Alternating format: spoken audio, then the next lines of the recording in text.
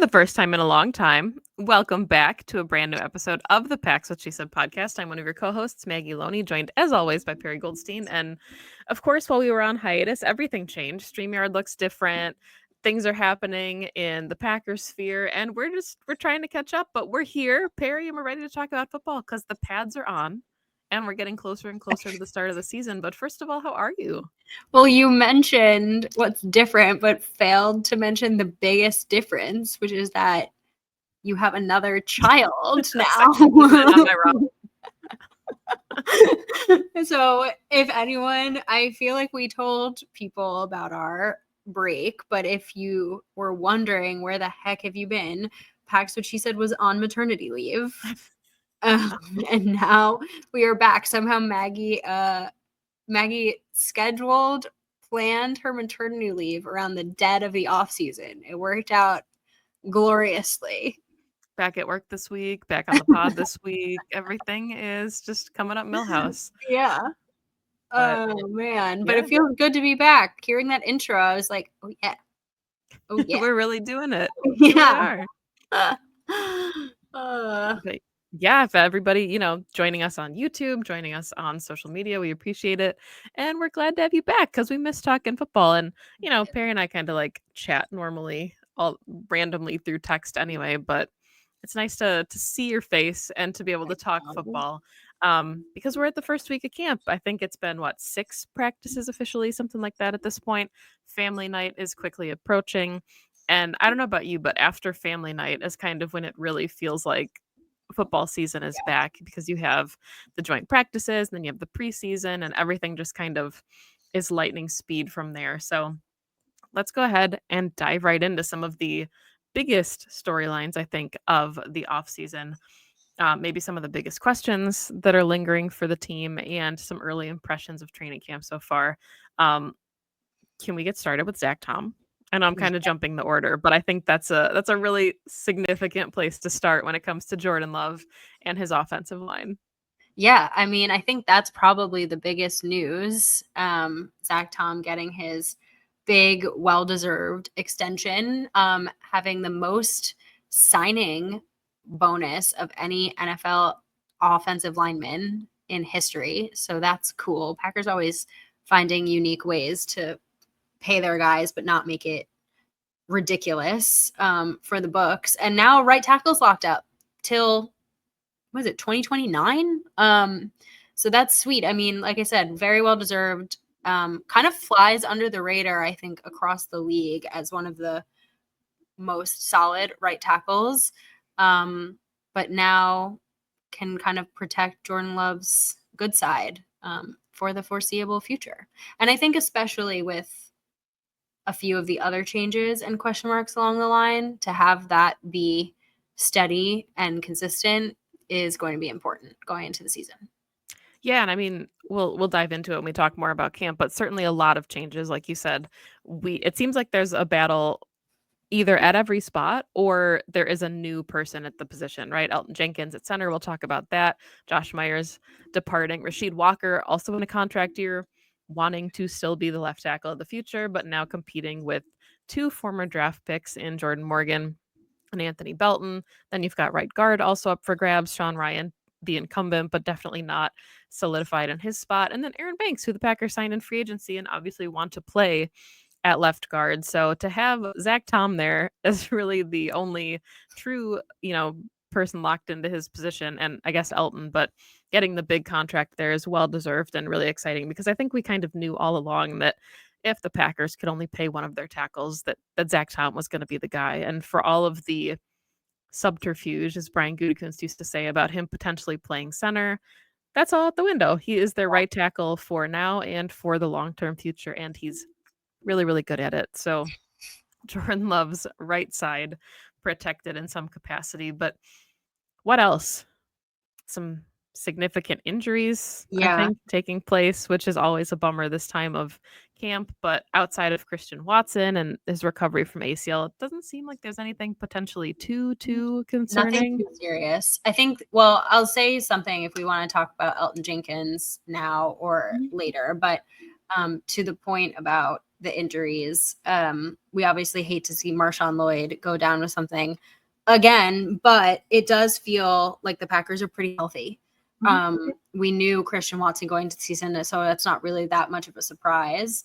And then anything else is people are starting to return. You know, Quay Walker is coming back into drills after missing the first couple of practices, but no one, to your point, that's going to actually be significant yet, knock on wood. To go back to Elton really quick, I think the other significant news of camp was he was a hold-in at first. Holden being there but not participating. He was on the injury report with a back, but I think a lot of people kind of were side-eyeing that as like, is that because he's mad about his contract? Now he's participating again in practice. So whether it's because he knows that contract things are moving along or they're moving in the direction he wants, or it really was just an injury, I don't think it really matters. It's just good to see him participating, because at any point when you have someone moving positions, especially something as important as, the guy snapping the ball to your quarterback, you want as many reps as possible with that change. So I was just glad to see that this, whatever reason for him not practicing was not something that was going to take them into preseason games or even further into the future. Yeah, I thought it was interesting, like some of the reporting that came out, and I don't know if this is true or not, but I thought, had said at his locker that it was a family issue that was keeping him out and not necessarily an injury. But, I don't know if that's an easier thing to say than, yeah, I'm sitting out because I want to get paid. So we'll never know. But I did think it was interesting.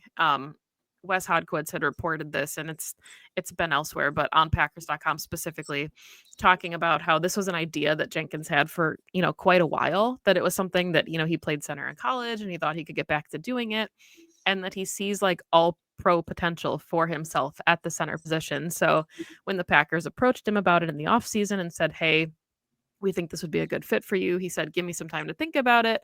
But I think, that makes sense for everybody involved. And of course, then that led to the, not re-signing of Josh Myers, and Elton Jenkins is the center and tells him, yeah, I'm interested, I'll do it. So really cool to kind of see how that like came about. And I'm really excited to see him do it, because we thought at spurts for a while there, he didn't really have a lockdown position when he was a rookie, and we didn't know if he was going to be the center of the future. So now finally getting the opportunity to do that and to hopefully shore up a position that was a weakness, unfortunately, for the line last year.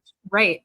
I think the question I have, and I'll just be curious, I don't have an opinion either way, is just what his contract is going to look like. Because typically when it comes to, I guess your bread and butter offensive line contract, centers do make the least amount of money. So I can understand him being like, well, I'm not really just a center. I'm kind of a swing interior offensive lineman who can also play tackle, like if you really needed me to. He has not played center yet, but is going to get his contract when that is his dedicated position. So how does that factor in to what his contract looks like? That's really like my question about it. Not that I like think he deserves to get paid X amount, blah, blah, blah. I think the Packers will figure out something that's fair and equitable given his versatility and how important he is for this offensive line. It's just the timing of both things happening at the same time that I think is really interesting. Yeah. So I do have one more question for you before we switch off of O-line, because go figure, we'd spend the first 10 minutes of this show talking about offensive linemen. But Adam Stenavich had a presser, and he was talking about how they have 6 or 7 offensive linemen that they want to use this season. Does that like ring any alarm bells for you, thinking, do they not have a solidified 5? Or is it more just they have so much talent that they're trying to figure out the best adjustment? Because we talk all the time about, is it confusing for Jordan Love to not have a solidified line? And, was it detrimental last year to a guy like Jordan Morgan's development before injury to constantly be switching with Sean Ryan? What do you think? Because I think we can probably figure out who the 6 or 7 are based on the existing depth chart and, those 2 high rookie draft picks from this season and last. Yeah. I think it's an interesting comment, but it's also just like a very early in camp comment where it's, of course, nothing solidified yet. Of course, we think really highly of all of our guys. You know, looking at this room right now, that there is a lot of talent. Realistically, are they going to use 6 or 7 linemen this offseason or this coming season?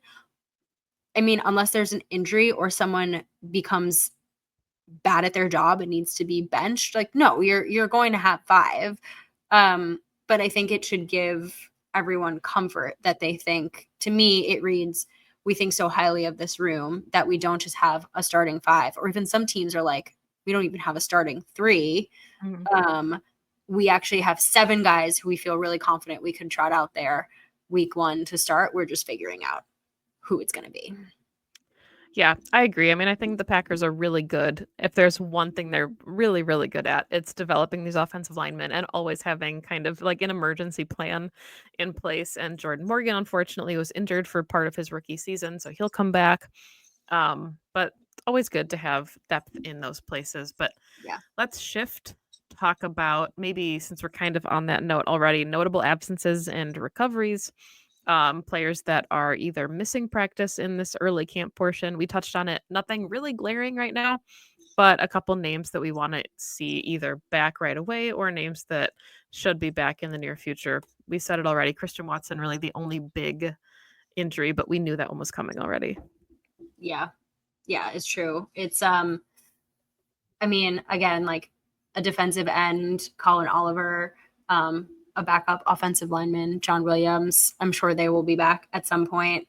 Savion Williams, I think, is as you start to get into more notable names, someone who's not practicing. So you'd like to see that rookie receiver that was a bit of a surprise in this draft that they took, like, get some time in. And then, of course, as I mentioned before, Marshawn Lloyd, who got hurt during practice.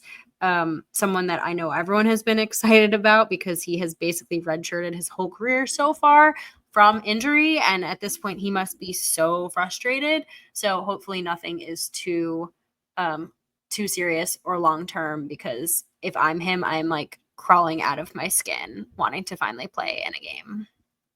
Yeah, and I think that's a good segue maybe into talking about some of the highlights that we've seen from camps. I don't know if you want to call them lowlights, Mhm. but thinking specifically for me at least about Nate Hobbs and the impression that I've gotten from him early. I thought he was a really fun signing when it happened. I think a lot of us expected him to maybe play as a slot or nickel.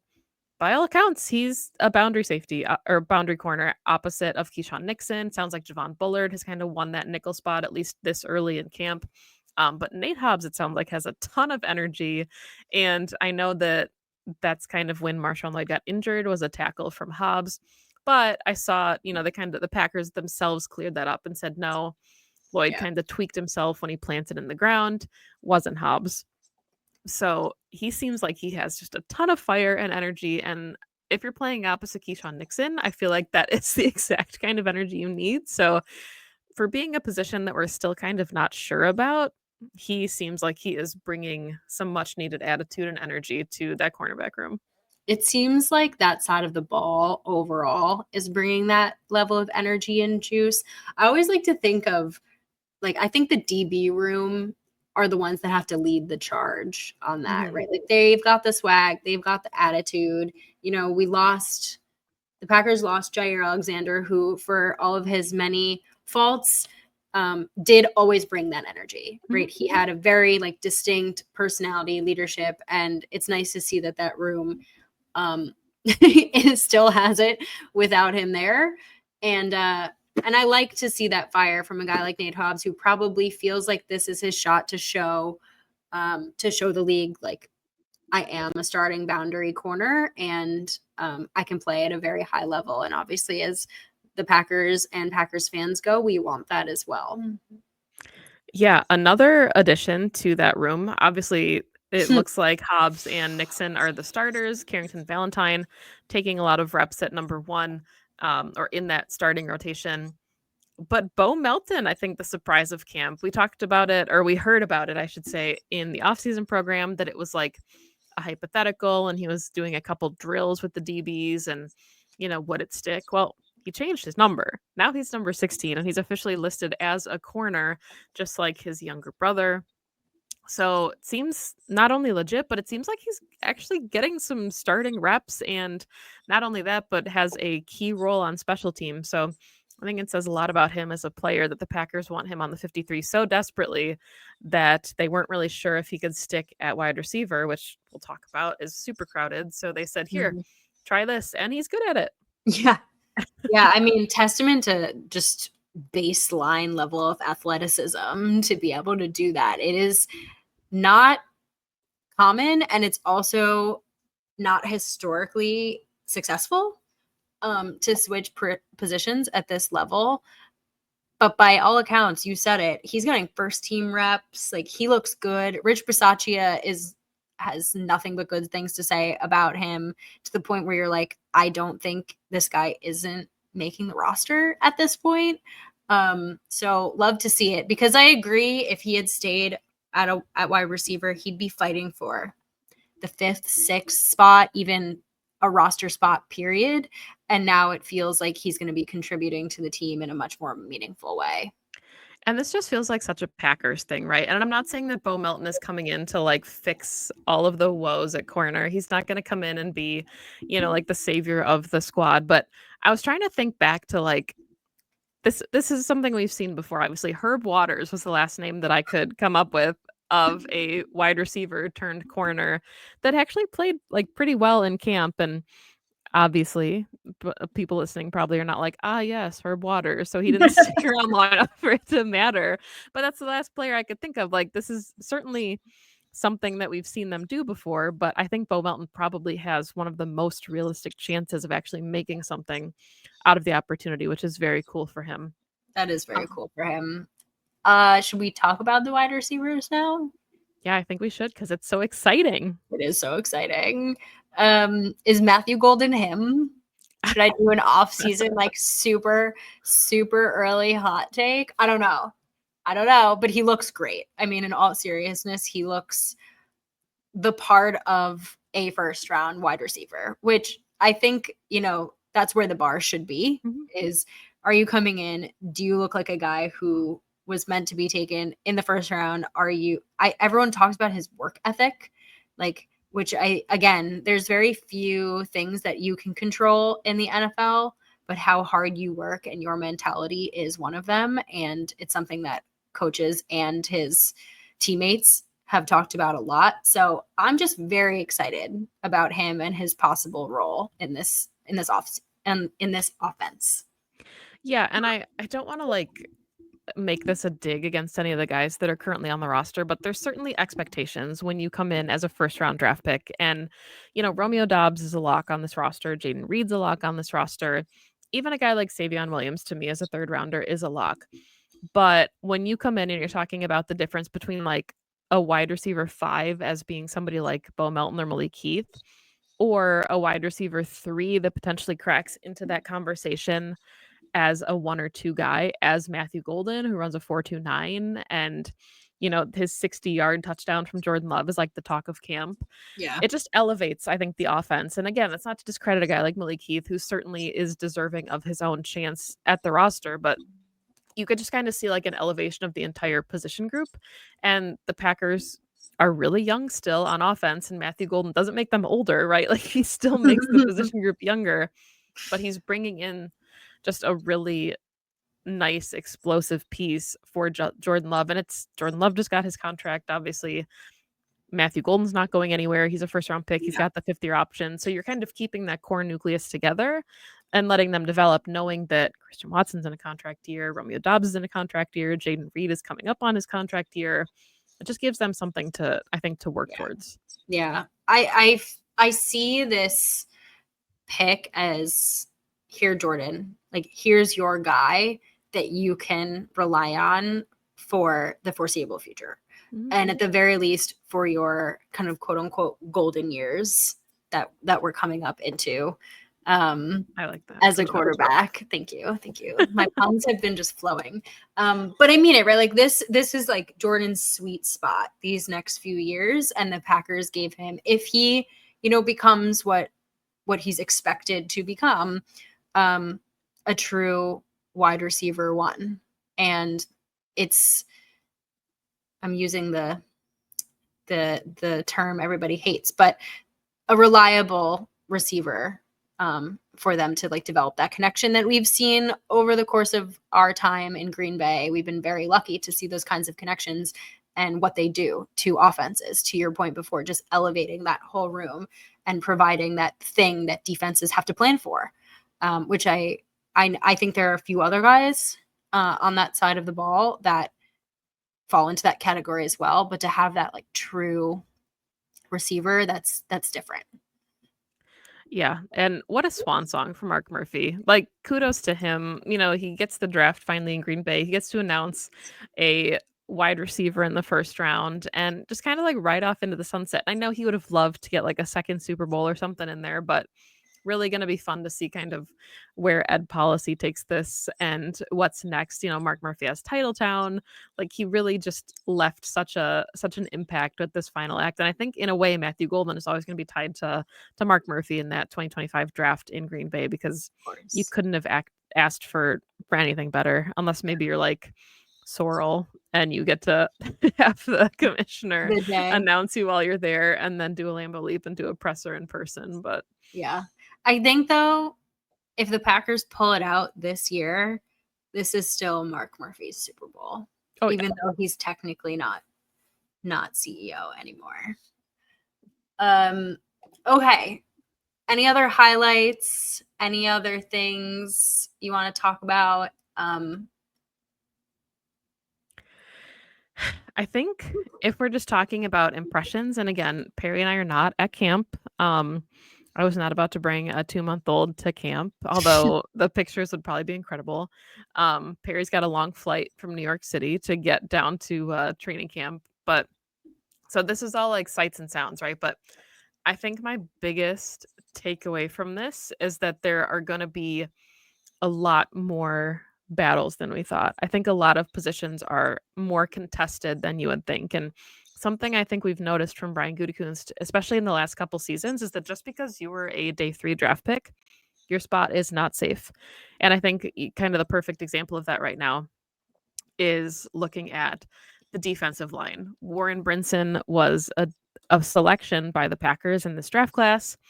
And it sounds like Nasir Stackhouse who was his teammate at Georgia, is incredible, like just blowing him away, and could potentially claim a spot on the 53 and be one of those coveted undrafted free agents that makes the roster in Green Bay. So I think, you know, like looking at just, there's a lot of talent and there's not as many roster spots. Even guys like JJ Nigbari or Brenton Cox, like it could come down to one of those two guys at some of these battles, or like Kalen King and Micah Robinson, 2 day 3 draft picks from the last couple seasons.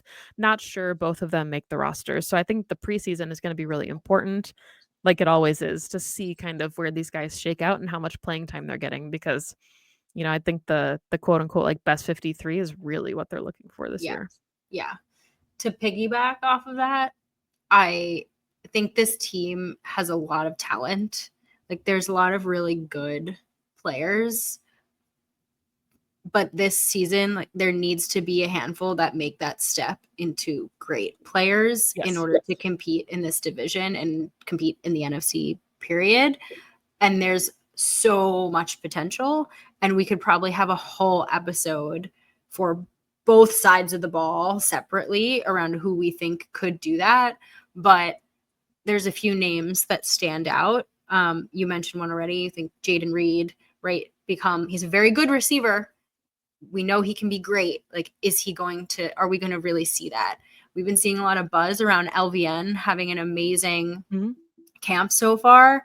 Like, that's a guy that you really hope finally takes that step to be an impactful player after being, you know, obviously a first round pick a couple of years ago. So I think for me, before the season starts, it's like, we're not going to really know until a couple weeks into the season, but like who is looking like that is taking that next step. Cause I don't think without a few of those guys becoming blue chip players, that this team is going to go as far as they want to. Same with, opportunities from free agents. We talked about Nate Hobbs already. Is he going to take a step and be an supremely impactful player? Is Isaiah Simmons, who again everyone is saying looks amazing, and that again a guy who just like has not necessarily reached his potential in the NFL from what people thought in when they drafted him, and Green Bay has a way of picking out those guys right from the street and them flourishing when they get to the Packers. So just a lot of questions. Like again, there are tons of guys we can talk about, but I think that push forward is going to be for me where this season goes. Yeah, I think that's really well said. I think it's the difference between like how far do you want to get in the playoffs, right? It's not enough to make the playoffs. It's you want a deep push at the playoffs, and a lot of that will depend on like the Rashawn Garys and the guys that are so close and they've just, they're kind of like at the hump, and it's do they have that next gear, or is this just who they are? Because who they are is really good. Like it's fine, but it's not fine enough to get where you want to go. And I think Packers fans obviously know we're big fans of Mina Kimes, friend of the podcast, has been on the show. She had a really good NFC North preview with Carmen Vitale. If you haven't listened to it yet, go ahead and check that out. But they talked about how this NFC North is wide open. And I think the general consensus on paper is that the Packers are kind of at second place right now. You've got the Lions, the Packers, the Vikings with JJ McCarthy, and the Bears. You could have 4 playoff teams, right? You could also have 4 10-win teams, and whoever wins the division gets that last or gets the playoff spot because these teams are going to beat each other up. So we know how the Packers fared against this division last season, and that I think is going to show you kind of the marked improvement is week 1, right? And not to look too far ahead, but of course the schedule makers decided to just have the Packers open at home with their biggest test. But to your point again, yeah, that's going to be kind of the measuring stick for this NFC North is do your good players become great players, or are you comfortable just making the playoffs again and not doing much with it? Which is not what they want. And you can see that too in the like fire and energy that's coming from camp. They just seem like they've turned the burner up a little bit, the coaches, which I'm loving. Yeah. It's also led to some skirmishes, which, hey guys, remember you're on the same team. But I do like that energy. Piss hot, if you will, from Matt LaFleur and from Jeff Hafley. Like I don't know if you listen to his pressers ever. I don't listen to all of them, but he is just like a highly intelligent football mind that has given these guys like very clear goals and instructions for this camp. And I think that's really cool. And I'm excited to see how it translates in real games. Yeah, like there's just aspects I don't remember from other seasons, like Rasheed Walker having to run a lap and talking about how it's like the first time he's had to do that in years, probably since college or high school. And then like Tucker Kraft and the guys running with him.